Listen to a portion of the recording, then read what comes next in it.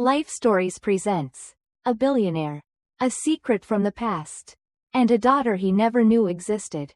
Ethan Caldwell built an empire, but in his pursuit of success, he lost the woman he loved. 20 years later, a young woman named Emma walks into his office, carrying a message that changes everything. My mother told me to find you before she died. What happens when a man who thought he had it all discovers what truly matters? Love, loss, redemption, and second chances. Subscribe to Life Stories to begin today's journey. The rain drummed relentlessly against the glass walls of Caldwell Tower, a towering testament to steel and ambition that loomed over New York City. From my office on the 68th floor, the view stretched endlessly, a city of possibilities, of victories, of regrets. I stood with my back to the door, watching droplets race down the window, much like the years that had slipped through my fingers. Earlier that morning, Forbes had released its annual list, placing me as the 12th richest man in America, a title many would covet. Yet today, the number felt hollow, as if it belonged to another man entirely. Then came the interruption. "Mr. Caldwell?" My assistant's voice crackled through the intercom. "There's someone here to see you. She doesn't have an appointment, but she insists it's urgent." I barely turned. "Then tell her to make an appointment like everyone else." I tried. "Sir." She hesitated, but she says it's about Charlotte Hayes. The name struck like a blow to the ribs. I hadn't heard it in 20 years. Not spoken aloud, not even in passing. For 2 decades, it had remained buried in the recesses of my mind, a name attached to memories I had long locked away. And yet, in an instant, it was back, uncoiling inside me like something alive. I turned slowly, my face settling into the mask of indifference I had perfected over decades in business.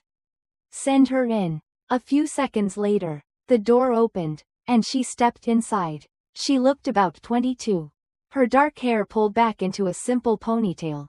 A rain-soaked jacket, worn at the sleeves, clung to her frame, and her jeans were faded, the kind that weren't bought that way but worn down by time. Her sneakers bore the scuffs of long city walks. And yet, despite her appearance, she carried herself with quiet dignity. But it was her eyes that caught me, their depth, their intensity, a warm, deep brown, searching, studying me with a quiet determination that made me uneasy. 5 minutes, that's all she would get. I didn't offer her a seat. She squared her shoulders. "My name is Emma Hayes." The words hung between us, heavier than the rain outside. "Charlotte Hayes," she continued, her voice steady despite the storm I could see brewing in her gaze. "Was my mother." Was. Past tense. The word sliced through me like a knife. "She died 3 weeks ago." Emma's voice was controlled, but the weight of grief pressed against it, making it tremble ever so slightly. "Pancreatic cancer." I exhaled slowly, my fingers tightening on the edge of my desk. "I'm sorry for your loss," I said, the words feeling insufficient. "But I haven't seen Charlotte in over 20 years. I don't know what you think I can do for you." Emma lifted her chin slightly. "I'm not here for money." There was a flicker of something in her eyes, pride, defiance, maybe even contempt. She reached into her bag and pulled out a worn leather journal. Setting it carefully on my desk, I stared at it without touching it. "What is this?" I asked. "I don't know," she admitted. "She never let me read it. She just said it was important that you have it." Silence stretched between us, thick and unyielding. Then her voice softened. "She also said to tell you she was sorry." Emma paused, watching me closely, "and that she never stopped loving you." The ground beneath me shifted. For a man who had built an empire from nothing, who had made and lost billions, who had survived ruthless boardroom battles, I should have been prepared for any situation. But I wasn't prepared for this. A memory surfaced, the sound of Charlotte's laughter, the way her eyes would light up when she spoke about the future, the touch of her hand on mine as we made plans we never kept. I forced myself to push it away. "How'd I know you're who you say you are?" My voice was cold, calculated. It was the only way I knew how to protect myself from whatever this was. Emma didn't flinch. She reached into her bag again, this time pulling out a small, faded photograph. She kept this always, she said, her voice softer now. I hesitated before taking it. The moment my eyes landed on the image, something inside me cracked. It was a picture of me, much younger, with my arm around a beautiful woman, Charlotte. We were laughing, carefree, standing on a beach at sunset. I remembered that day perfectly. The day before everything fell apart. Emma's voice pulled me back. She never let go of you, Mr. Caldwell. Not really. I clenched my jaw, swallowing the emotions threatening to rise. Leave your contact information with my assistant, I said finally, my voice betraying nothing. I'll have someone verify your identity. Emma sighed, a flicker of disappointment passing across her face. I don't need anything from you, she said, her chin lifted slightly, her posture straightening as if she'd expected nothing less from me. I made a promise to my mother, she continued, and I've kept it. She turned toward the door, ready to walk away, her shoulders straight despite the grief she carried. Something in me rebelled. Wait. I didn't expect to say it, but the word was out before I could stop it. She turned back, surprise flickering across her face. How did she die? Emma's gaze softened, quickly. At the end, I was with her. Her voice grew quieter. Her last words were your name. The silence that followed was suffocating. 20 years of questions crashed down on me at once.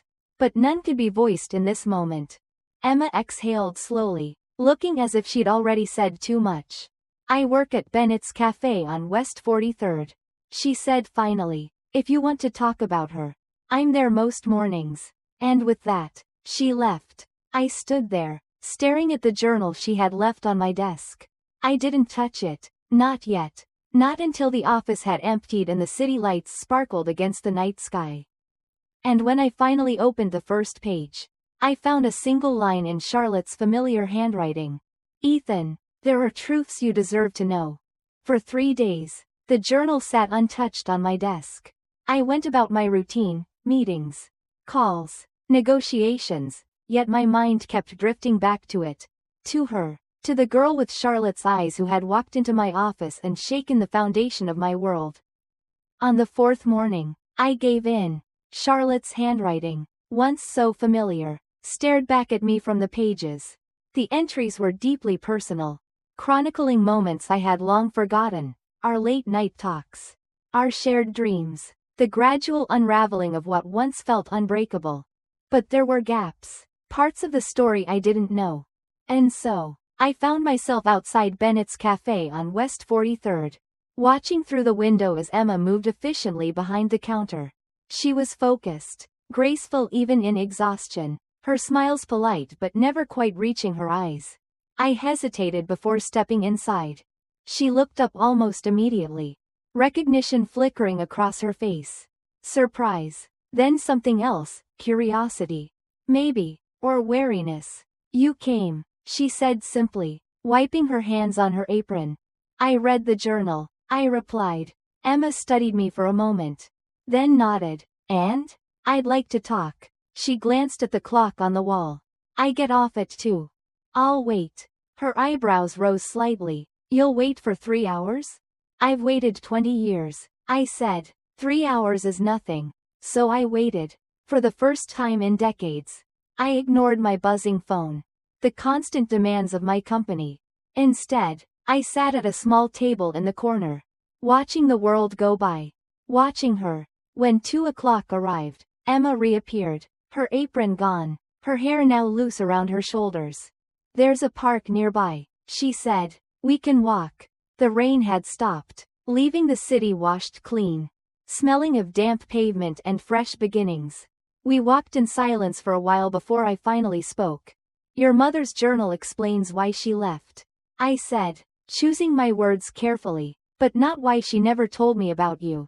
Emma stopped walking. She thought you wouldn't want me, she said finally, that a child would interfere with your ambitions. She turned to face me, her expression unreadable. Was she wrong? The question hung between us, heavy with the weight of choices made and paths not taken. Would I have chosen differently? I honestly didn't know. I never married, I said after a long pause. Never had children. That doesn't answer my question, she murmured. Before I could respond, a passing cyclist swerved to avoid a puddle, sending a spray of water over both of us. Emma stepped back with a surprised laugh, then froze when she saw my expression. You have her laugh, I said softly. She blinked, momentarily caught off guard. Something shifted between us, just a crack. But it was there. I'd like to know more about her, I admitted. The Charlotte I didn't get to know. Emma hesitated. Then, for the first time, she truly looked at me, not as a stranger, not as the billionaire CEO, but as something else. Okay, she said, but first, I need to know something. She met my gaze steadily. Why are you really here? Emma's question lingered in the air between us. Why was I here? For days, I had told myself it was about answers. About Charlotte's journal. About understanding the past. But was that the truth? Or was it just an excuse to avoid admitting what I already knew? I don't know, I said finally. It was the most honest answer I had given in years. Emma studied me, her expression unreadable. Then, with a small nod, she started walking again. We spent the next hour talking, really talking. I asked her about Charlotte. About the life she had built after leaving me. She never spoke much about you, Emma admitted. I always knew your name. But she never said it with resentment. Just sadness. That hurt more than I expected. She was happy, Emma continued. Not at the end, of course. But before. She had her work, her photography, her friends. She hesitated. And she had me. I glanced at her. She did. We walked in silence for a few more steps before Emma asked. What happened to you after she left? I exhaled. Considering my words carefully, I became who I needed to be to survive. Emma's brow furrowed. At what cost? Everything. But I didn't say that. Instead, I looked at her. Really looked at her. Charlotte's daughter. Maybe my daughter. I don't know if you're mine, I admitted, but I intend to find out. Emma didn't react, just nodded, as if she had expected that. And what happens after? I had no answer. We parted ways at the subway entrance. But something had shifted between us. A crack in the wall. Small but undeniable. The next morning, Emma arrived at Caldwell Tower. Just as we had agreed. I had given instructions to security in advance. So when she arrived, a badge with her name was already waiting. Her eyes flicked over it in surprise. You were sure I'd come? I hoped. She followed me through the sleek, glass-walled corridors of my empire. Here, in my world, I could see her unease. This place feels cold, she murmured. It was. It always had been. The board meeting started soon after. And I let her observe. She saw firsthand how I commanded a room. How I controlled the flow of discussion. How every decision was calculated. Every hesitation exploited. I knew she was watching me. And for the first time in years, I wondered if I liked what she saw. Then, Victoria Langford entered the room. She was late, as usual, carrying a stack of reports like a shield. She scanned the room, her gaze pausing briefly on Emma before dismissing her entirely. And who is your guest? She asked. Voice smooth as glass. My guest is not your concern, I said flatly. The Monarch acquisition, however, is. Victoria's smile didn't falter, but something flickered in her eyes, something calculating. And that was when I knew. She knew exactly who Emma was. The DNA test results arrived on a Tuesday afternoon. I was in the middle of a meeting when my private line rang. I stepped into the hallway, my heart pounding in a way it hadn't in years. Mr. Caldwell, the doctor's voice was clinical. Professional, we have your results. I closed my eyes. Go ahead. The test indicates with 99.9% certainty that Emma Hayes is your biological daughter. For a man who had built an empire on facts, numbers, and absolute control, this truth unraveled everything. Charlotte had kept her from me. But had it been fear? Regret? Or love? That night, I knocked on Emma's door in Brooklyn. When she opened it, her eyes held a quiet knowing. As if she had already sensed the answer. You're mine, I said simply. Charlotte should have told me. I should have found you sooner. But I'm here now. Emma said nothing at first. Then, after a long moment, she exhaled slowly. I don't know how to be someone's daughter, she admitted. And I don't know how to be a father, I said. But maybe we can figure it out. No expectations, just possibility. Something in her eyes softened. And for the first time, I saw Charlotte in her smile. Later, we stood together at Charlotte's grave. The city quiet around us. I found her, I whispered, placing flowers on the stone. Just like you wanted. As we walked away, father and daughter at last, I realized something. My empire would continue, but for the first time, it had purpose. It wasn't about power anymore. It was about family. Subscribe to Life Stories for more inspiring videos.